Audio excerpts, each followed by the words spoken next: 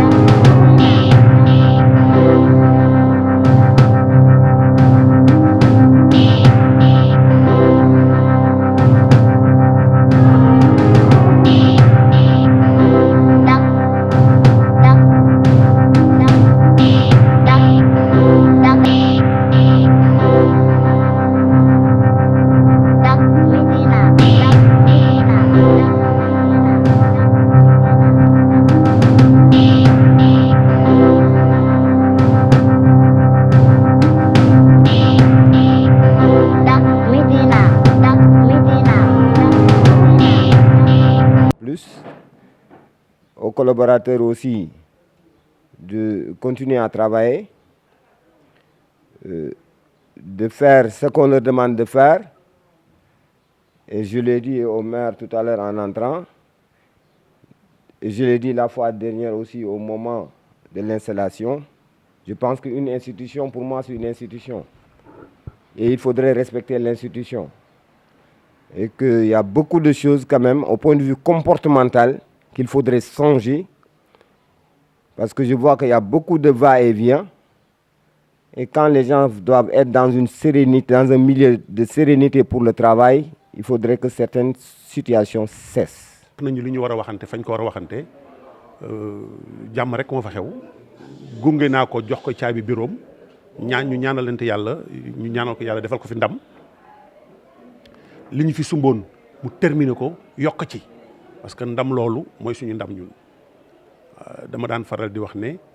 Gueule Tapée Fass Colobane dama bëgg partout ngeen di nekk premier il faut être premier partout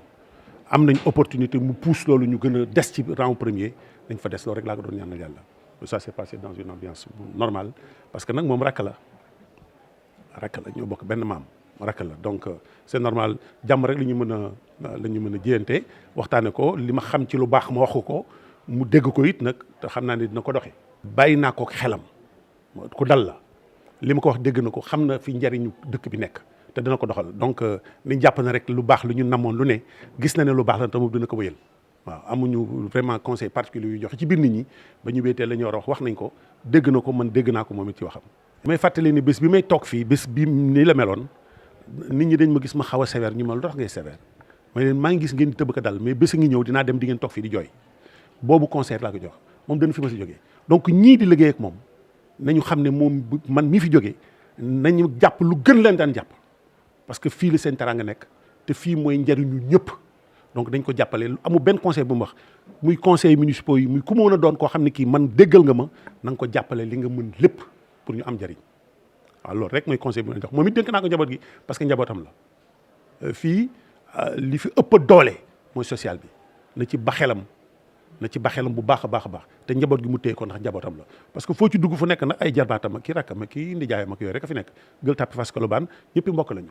xok la ñu jóge ay lébu lañu ñu nekk Gueule Tapée ñu nekk Colobane Fass nag moom dox daje la am na mooy li mu daan tudde le petit Sénégal le Sénégal en miniature moom xam na mais personnel bi daal nañu jàpp ne nañu def ne comme man maa fi nekk lu ñu daan def lu ne nañ ko yokk ndax moom ñu ko jàppale mooy seen njariñ parce que Fass Colobane Gueule Tapée dafa war a émerger am nañu opportunité yi taxaw na moom dina ci jàpp nañ ci jàpp moom it pour mu dox te nañ ko muñal nag parce que day soog a ñëw buñ ko teg lu mu attanul parce que li yàq àndandoo mooy nga teg lu mu antanul wala mu gànt loolu yomb te moom lu mu mën dina ko joxe dina ko def mais buñ ko teg lu mu attanul buñ ko defee dafay yàq mbooloo. waaw mais commune yëpp naqaree yor xam nga dama koy café sax di ko wax ma ne dama daan wax ne ton pire ennemi il faut lui souhaiter d'être maire parce que dama gis ne dafa metti su fekkee ne da nga bëgg nekk ci jaamu soxla nit ñi dafa metti loolu rek moo tax ma daan wax mais c'était juste pour sailiter pour déconner mais yàlla na ko dox sutura dolli ko doole. parce que bés bi mënoon nañ ko bañ a fekkee